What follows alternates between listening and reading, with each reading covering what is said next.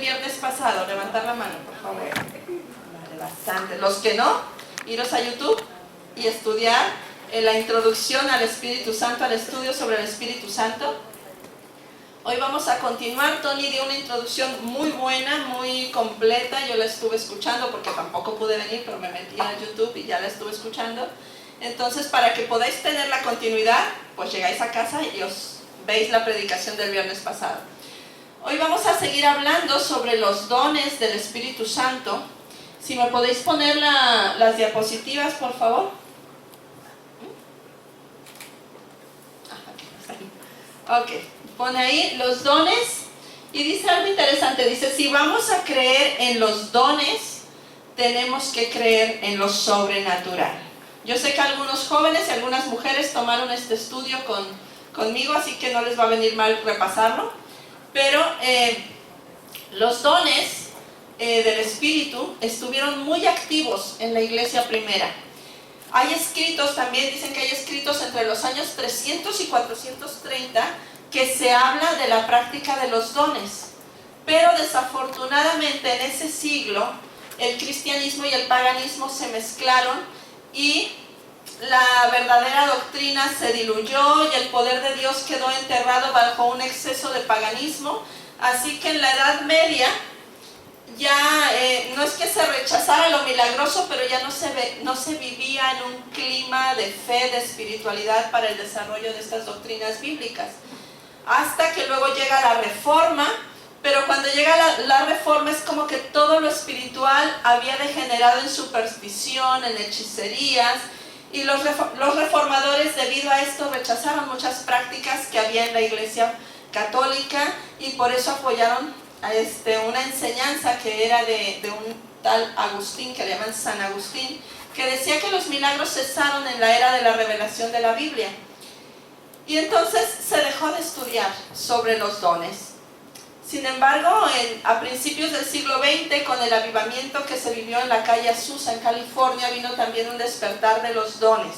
Y empezaron otra vez a verse el hablar en lenguas angélicas, a profetizar, a verse milagros. Esto sucedió más o menos, si no me equivoco, por 1948.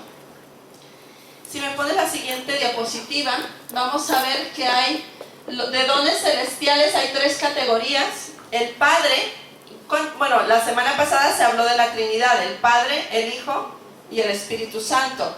Entonces el Padre dio dones, el Padre nos entregó su más maravilloso don inefable, a Jesucristo. Amén. Y nos dejó al Espíritu Santo. El Padre envió al Espíritu Santo. En Efesios 4, no lo busquemos, anótatelo, Efesios 4 del 7 al 11, nos habla de que el Hijo, Jesús, da dones también, como don. La palabra don significa regalo, ¿vale? No vayamos más a sofisticar o a mistificar las cosas. Don significa regalo. Y Jesucristo da regalos a su iglesia, que son los 5 ministerios. Dice en Efesios 4 que Él instituyó a unos profetas, evangelistas, pastores, apóstoles, maestros para la edificación del cuerpo de Cristo.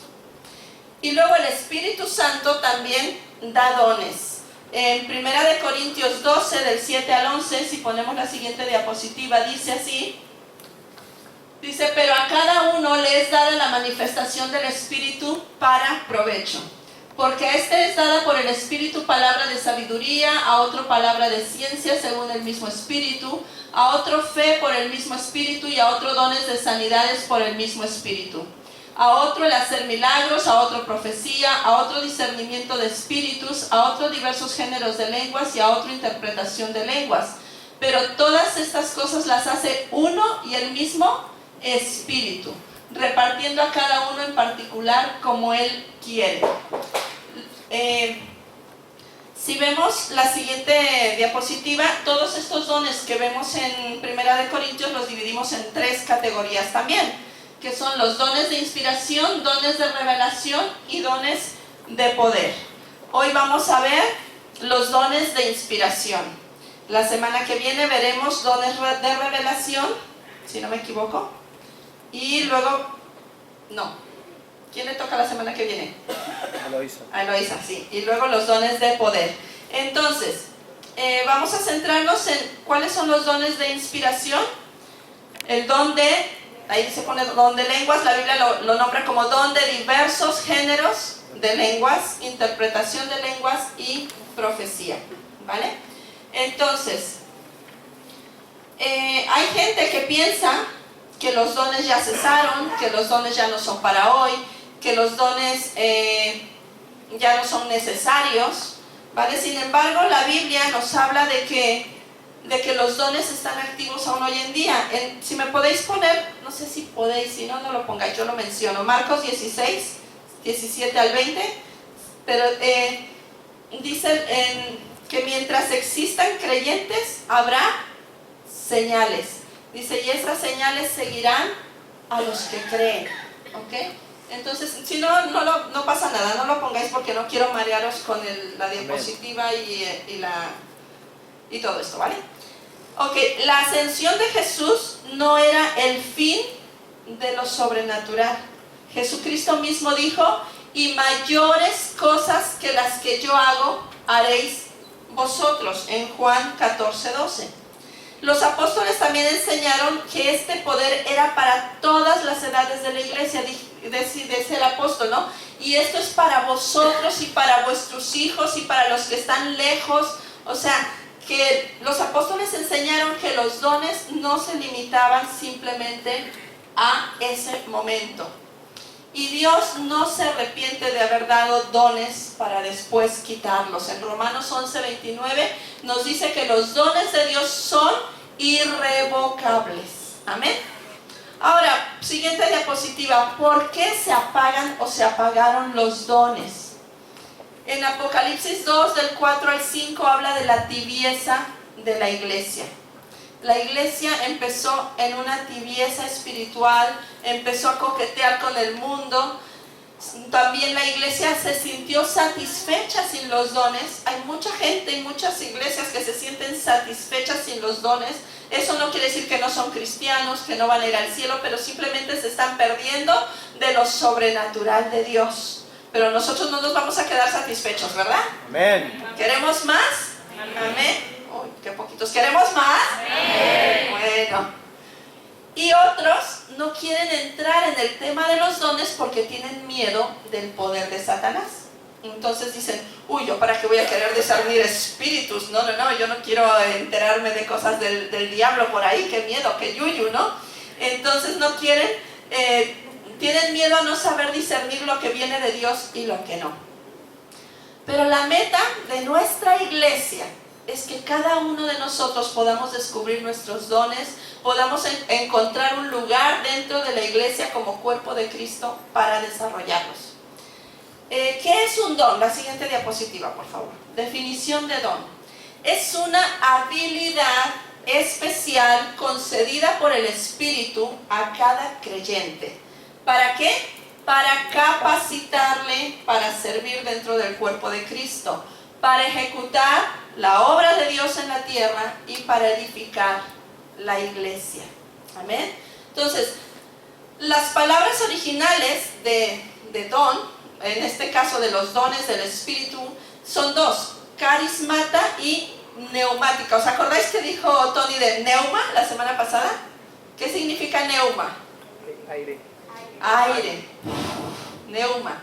Por eso nuestros neumáticos llevan aire, ¿verdad? Y los neumólogos estudian los pulmones. Neuma, ¿verdad? O carismata. Carismata se refiere a que son dados por gracia.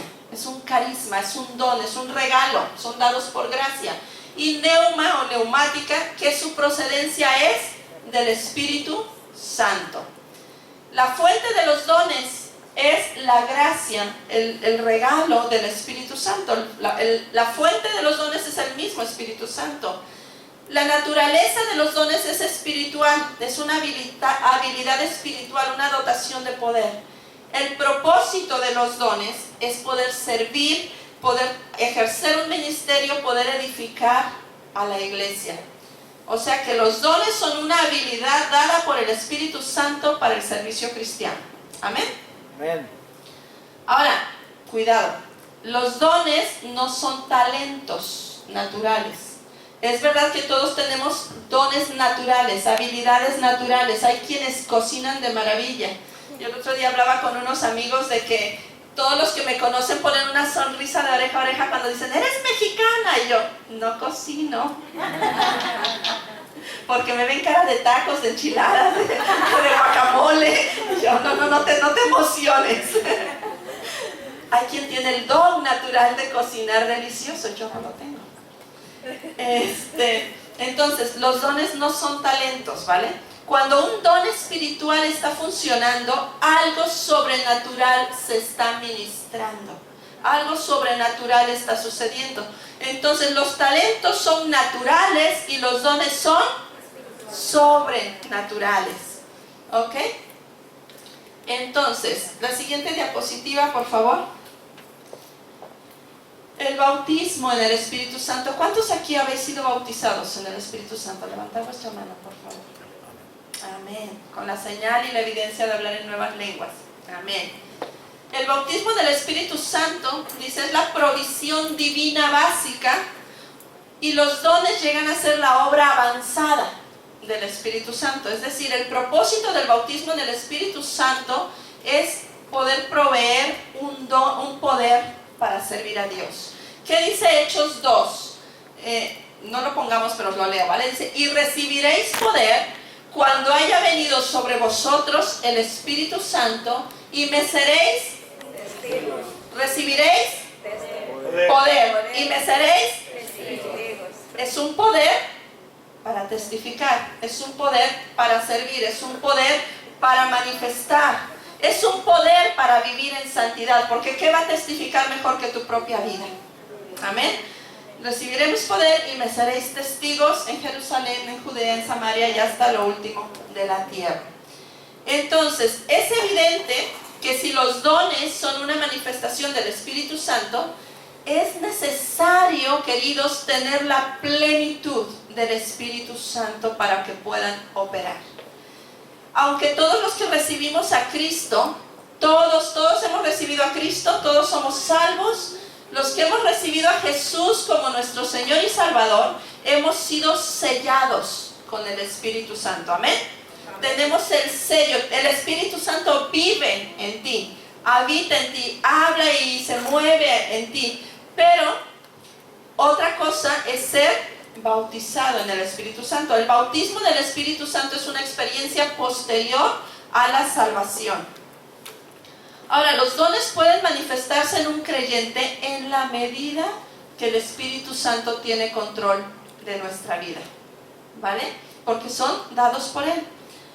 Ahora, la experiencia del bautismo del Espíritu Santo te prepara para rendirte más fácil al mover de Dios, al mover del Espíritu. Y es una manifestación pura de su presencia en tu vida, ¿no? de su obrar en tu vida. Y una de las características del bautismo del Espíritu Santo es el hablar en otras lenguas. Hay muchas citas, las voy a decir por encima porque en 45 minutos es imposible hacer un estudio profundo y desmenuzado de todas las citas. Si quieres saber más de esto, anótate a los cursos, por favor. Ahí lo vas a estudiar con calma. Pero hablar en otras lenguas quiere decir hablar otro idioma, ¿vale? Pero puede ser un idioma terrenal como puede ser un idioma angelical. Sin embargo, no son idiomas aprendidos. O sea, no es que yo estudie inglés, francés en el cole, entonces yo hablo en lenguas. No, ¿vale? Son manifestaciones sobrenaturales. Yo siempre cuento dos experiencias. Una es un evento en el que yo estaba con mis hermanos. Mis hermanos, el más joven de mis hermanos es 8 años mayor que yo. Entonces, obviamente, cuando ellos estaban en el grupo de jóvenes, a mí no me tocaba, pero yo me colaba. Entonces, me encantaba porque había un mover del Espíritu Santo en ese grupo de jóvenes y se movía profecía y se movía alabanza y un derramamiento impresionante del Espíritu Santo. Entonces, yo me colaba. Y el líder de jóvenes era un cantautor que algunos lo conoceréis, está en Argentina, se llama Jorge Lozano. Entonces yo iba a las reuniones de jóvenes y me acuerdo un día que un chico de un barrio muy popular en México, un chico sin más estudios que a lo mejor educación primaria, empezó a orar y a orar y a orar en un idioma, ¿vale? Y resulta que estaba dando una palabra en inglés. Y hubo gente que hablaba inglés que pudo interpretar y que pudo recibir esa palabra. Él no hablaba inglés. Otra señora que conocemos que recibió a 2 abuelitas en su casa, y las abuelitas no hablaban inglés y ella, no hablaban español, ella no hablaba inglés. Estuvieron una semana a señas, ¿no?, para comunicarse. Y el último día las abuelitas le dicen: ven, vamos a orar por ti. Entonces ella viene, empiezan a orar por ella en inglés y de repente empiezan a hablarle en español una palabra de Dios, ¿verdad? Eso es una manifestación sobrenatural. Luego hay lenguas angelicales, lenguas que no son comprendidas, ¿no?, en un idioma natural. Mi experiencia del bautismo del Espíritu Santo fue muy peculiar. Yo estaba en un congreso de jóvenes, eran como más de 500 jóvenes, 500 no, como 5,000, perdón, era un montón de gente. Y habíamos viajado muchas horas para ir a ese congreso y estábamos ahí. De repente el predicador hizo una invitación a los que quisieran recibir el Espíritu Santo y un montón de jóvenes se levantaron, y yo pues en el mismo impulso me levanté, no sabía ni a lo que iba, pero yo me fui para adelante. Digo, si todos pasan, yo también. Y más por quedar bien que por otra cosa. De repente nos ponen en fila ahí delante, empiezan a orar y empiezo a ver que gente caía. Y yo, ostras. Y gente caía, y no todos, pero la mayoría. Entonces, conforme se iba acercando el predicador, yo dije: esto no me mola nada. Y me regresé a mi lugar. Y cuando yo estaba ahí sentada, empecé a ver a mis amigos venir con una cara tan alegre, tan feliz, tan resplandeciente, y estaban hablando en lenguas y habían recibido el bautismo del Espíritu Santo. Y yo decía: ay, me lo perdí, por miedosa, por cobarde, me lo perdí. Total, que cuando llegué a casa donde me estaban hospedando esa noche, me acuerdo que me tumbé en la cama y le dije: Señor, no hace falta que me tires, aquí estoy ya tirada. Yo quiero recibir eso, pero no quiero hacer el ridículo. Pero realmente en mi corazón había dolor por no haber recibido lo que mis amigos sí habían recibido. Me dormí, al día siguiente sonó el despertador, me levanté y yo no podía hablar español, yo estaba hablando en lenguas. Y así fue como yo recibí el bautismo del Espíritu Santo.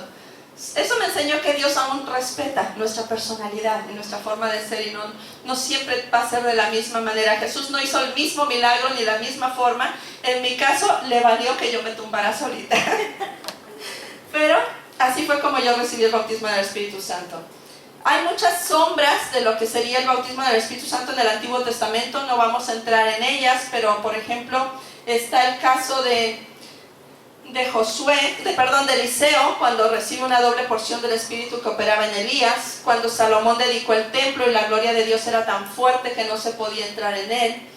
Hay otra parte en Isaías que nos habla del reposo de Dios a través de esta llenura del Espíritu. Y vemos un contraste. ¿Os acordáis de la Torre de Babel? ¿Qué pasó en la Torre de Babel? Hubo una confusión en las lenguas, ¿no?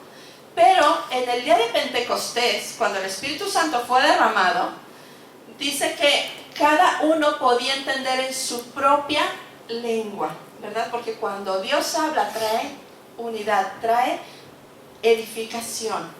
Ahora vamos a ver, entonces, el hablar en lenguas como señal del bautismo del Espíritu Santo es una experiencia posterior a la salvación, pero no es el don de lenguas. Ahora vamos, en eso tengámoslo claro, por favor, porque mucha gente dice: yo tengo el don de lenguas. No, tú recibiste el bautismo del Espíritu Santo. El don de lenguas es otra cosa.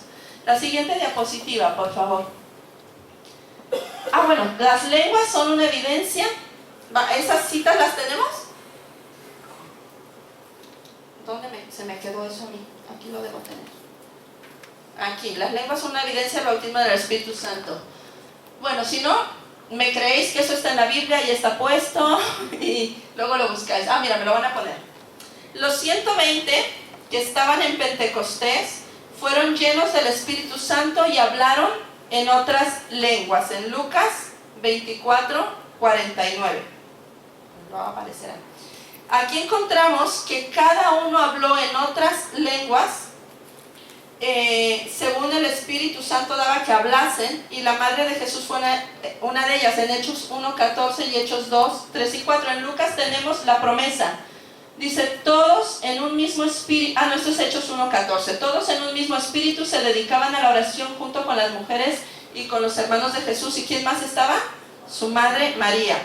En Hechos 2, 3 y 4, y se les aparecieron entonces unas lenguas como de fuego que se repartieron y se posaron sobre cada uno de ellos.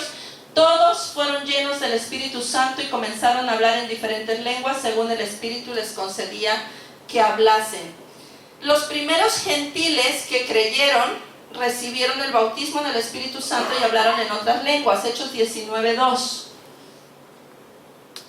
A ver, ¿cuándo lo tenemos? Ahí está. ¿Recibieron ustedes el Espíritu Santo cuando creyeron? Les preguntó. No, ni siquiera hemos oído hablar del Espíritu Santo, respondieron. Versículo 3.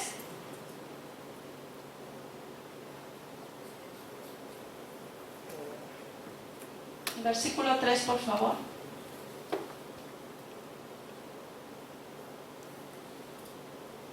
Avísame cuando esté en pantalla. ¿Ya está? Vale. Entonces, ¿qué bautismo recibieron? El bautismo de Juan, dijeron.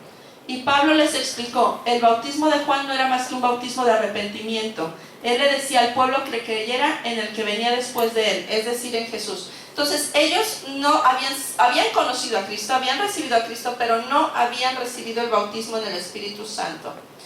Primera de Corintios 14, 18,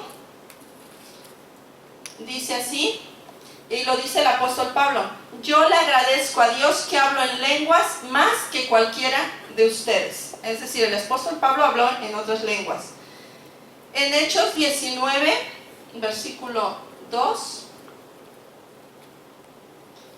dice, bueno, ya lo leímos, recibieron el Espíritu Santo cuando creyeron, y le contestaron que no, perdón. Pero esto de Hechos 19:2 sucedió 25 años después de Pentecostés. O sea que el mover del Espíritu Santo continuaba después de Pentecostés. Y Hechos 8, 6 y 7 dice así: las multitudes escuchaban atentamente a Felipe porque estaban deseosas de oír de él el mensaje y las señales milagrosas que él hacía. Muchos espíritus malignos fueron expulsados, los cuales gritaban cuando salían de sus víctimas, y muchos que habían sido cojos, paralíticos, fueron sanados. Perdón, este versículo no está ahí donde tenía que estar. La cuestión es que hubo un hombre que les pedía, creo que está más adelante, Simón, el mago, les pedía tener los mismos dones que tenían los discípulos. Y en Samaria también los creyentes hablaron en otras lenguas. Bueno, ahora sí vamos a pasar a los dones. ¿Qué es el don de lenguas? Diversos géneros de lenguas, ¿vale? Decimos, no es lo mismo que la señal del bautismo del Espíritu Santo.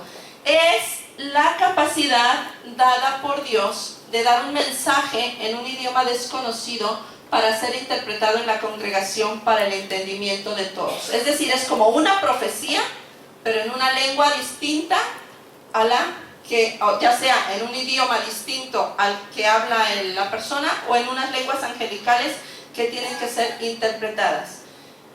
No tiene nada que ver con habilidad lingüística humana, ni es una manera santificada de hablar. O sea, si vas todo el tiempo por ahí, aleluya, gloria a Dios, que Dios te bendiga, no hablas en lenguas. Es una expresión del Espíritu Santo por medio de órganos vocales de la persona, pero es una manifestación directa de lo milagroso. Es un mensaje profético en otro idioma, en otras lenguas. Y dice, según Corintios 14, 13, que ahora lo leeremos, que necesita ser interpretada. Por favor, queridos, si queréis conocer cómo se mueven los dones, leer el libro de Corintios capítulo 14, porque nos habla de las lenguas, pero también nos habla del orden que tiene que haber en la congregación cuando se habla en lenguas.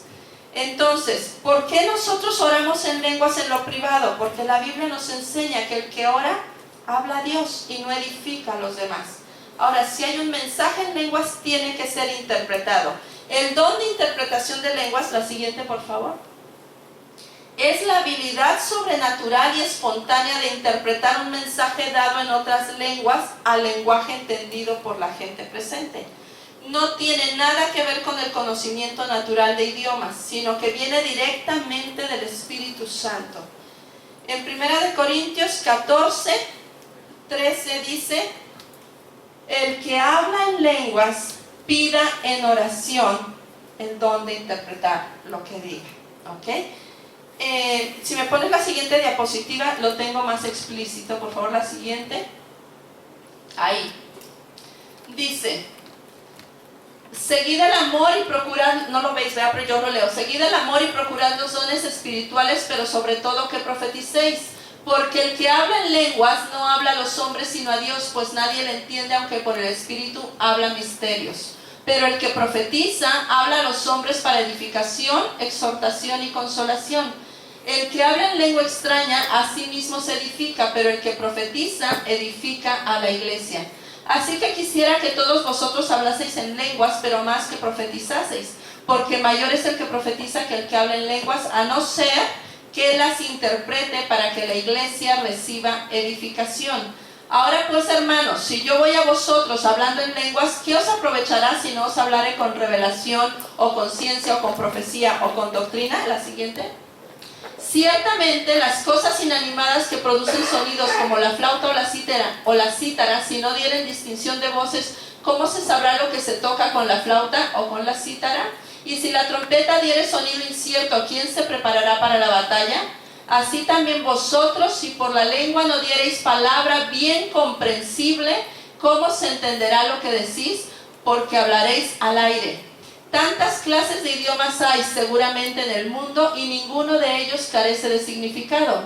Pero si yo ignoro el valor de las palabras, seré como extranjero para el que habla, y el que habla será como extranjero para mí. Así también vosotros, pues que anheláis dones espirituales, procurad abundar en ellos para edificación de la iglesia. Por lo cual, el que habla en lengua extraña pide en oración poder interpretarla. Amén. Entonces, estos dos dones, el de diversos géneros de lenguas y el don de interpretación de lenguas, trabajan juntos, son inseparables. Cuando hay un mensaje, cuando hay una profecía en otras lenguas, tiene necesariamente que venir la interpretación. Si no, es tu propia oración personal, individual, tuya, que no edifica a nadie más que a ti, cuando el Espíritu Santo intercede con gemidos indecibles, dice la palabra. Ahora, como decíamos antes, están las lenguas como señal del bautismo del Espíritu Santo. Las lenguas para tu comunión personal con Dios, que es ese fluir que viene después del bautismo del Espíritu Santo, y el don manifestado en un mensaje para la edificación de la iglesia, acompañado del don de interpretación de lenguas. Ahora, 15, por favor, ya estamos terminando, el don de profecía. Y aquí vamos a hacer una diferencia. No es lo mismo manto profético, don de profecía y ministerio de profeta. Son tres cosas muy distintas. ¿Ok? Es la siguiente, por favor. El manto profético, dice, la siguiente. El manto profético sucede alguna vez en medio de la asamblea. Como hoy, cuando se mueve un ambiente de adoración, un fluir del Espíritu, de repente Dios puede traer una palabra de profecía dentro de la congregación, o Dios puede, de hecho, en esta iglesia, y eso lo dejo muy claro, en esta iglesia el orden que tenemos es que si tú recibes una palabra profética en medio de la reunión, vayas al pastor, se la digas, y él considerará si es el momento oportuno de decirlo o no a la iglesia. Pero eso no quita que en medio del mover de Dios pueda haber una profecía dentro. Eso es parte del manto profético. Pero luego está el don de profecía. El ser humano, ahí pone el hombre, pero es el hombre o la mujer, reciben el don, o sea, ese regalo de Dios, y funciona, como hemos leído, para edificación, exhortación y consolación. El profeta, digamos que es un nivel todavía más avanzado. El mismo ser humano se convierte en un don para la iglesia y se mueve en esa esfera de la profecía constantemente, ¿no? Y funciona para lo mismo, pero además puede llegar a un nivel de revelación más profundo. El don de profecía todos lo pueden buscar, pero el Espíritu Santo lo da como Él quiere. El ministerio de profeta, Dios escoge algunos pocos para ese ministerio. El profeta tiene un don maduro de profecía. Tiene el don de profecía, pero a un nivel muy maduro. Despierta al pueblo de Dios para oír su palabra. Tiene revelación en la palabra de Dios. Y el don de profecía es la habilidad dada por Dios de hablar en su propio idioma un mensaje bajo la influencia sobrenatural del Espíritu Santo. Podemos ver a los profetas antiguos, ¿verdad? Como Dios daba un mensaje para pueblos, para naciones, para reyes. Los movía en otro nivel. Ahora, en griego, solo hay una palabra para profecía. Profeteía, que significa hablar por otro. Es recibir un mensaje del corazón de Dios a través del hombre y hablar por lo que Dios quiere decir. Ahora, en hebreo hay 3 palabras. Una es nava, otra es chazá y nataf. Nava significa burbujear o fluir. Chazá significa ver para levantar. Y nataf es como una lluvia, que hacer caer como un rocío, como una lluvia. Esas 3 palabras se usan en hebreo para profecía. Ahora, la profecía nunca podrá reemplazar la predicación de la palabra de Dios, ¿vale? No vayas por ahí buscando. Hay una iglesia por ahí que le llaman de las profecías y la gente hace colas para que le digan cómo le va a ir la semana. Yo le digo que es la iglesia del horóscopo cristiano, ¿verdad? Porque van a ver cómo les va a ir. No, la profecía nunca podrá reemplazar la predicación de la palabra de Dios. La profecía está sujeta al profeta, dice la Biblia, sujeta al ser humano, y no puede ser usada en desorden, como lo hemos leído. Por favor, leeros 1 Corintios 14 en casa.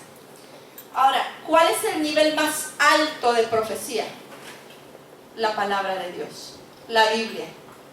Entonces, toda profecía fuera de Génesis, Apocalipsis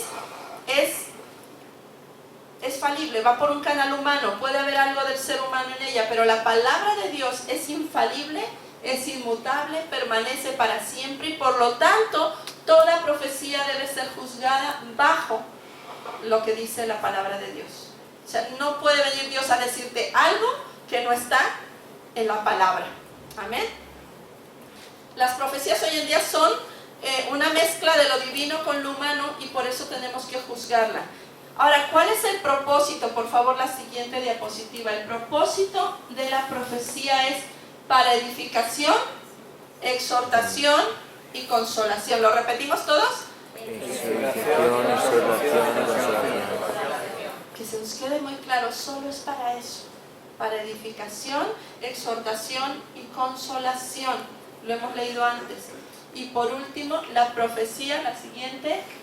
La profecía nunca es para dar dirección personal.